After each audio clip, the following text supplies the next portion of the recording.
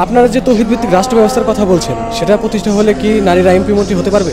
ইসলাম যেই জীবন ব্যবস্থা, এই জীবন ব্যবস্থায় নারীদেরকে যে অধিকার দিয়েছেন, আল্লাহ কোরআনে বলেছেন যে অধিকারগুলো সম্পর্কে, এবং রাসূল সাল্লাল্লাহু আলাইহি ওয়াসাল্লাম সেটাকে প্রতিষ্ঠা করে দেখিয়ে দিয়ে গেছেন। সেখানে আমরা দেখেছি যে নারীরা প্রত্যেকটা অঙ্গনে তাদের যোগ্যতা যদি থেকে থাকে, তারা সেই যোগ্যতার প্রদর্শন করতে পেরেছে বা কাজে লাগাতে পেরেছে। সেই যোগ্যতা আপনি যদি বলেন, সে যদি ব্যবসায়িক যোগ্যতা তার থাকে, সে ব্যবসা করতে পেরেছে। তার যদি যুদ্ধের যোগ্যতা থেকে থাকে, সে যুদ্ধের ময়দানে যুদ্ধ করেছে। তার যদি চিকিৎসা বিজ্ঞানের জ্ঞান থাকে, সে চিকিৎসা বিজ্ঞানে নিজের অবদান রেখেছে। সে যদি একজন ভালো ম্যানেজমেন্টের দক্ষতা তার থেকে থাকে, সে বিভিন্ন সেক্টরে ম্যানেজমেন্টের দায়িত্ব পালন করেছে। এভাবে করে আমি বলতে গেলে প্রত্যেকটা সেক্টরে নারীরা দায়িত্ব পালন করেছে।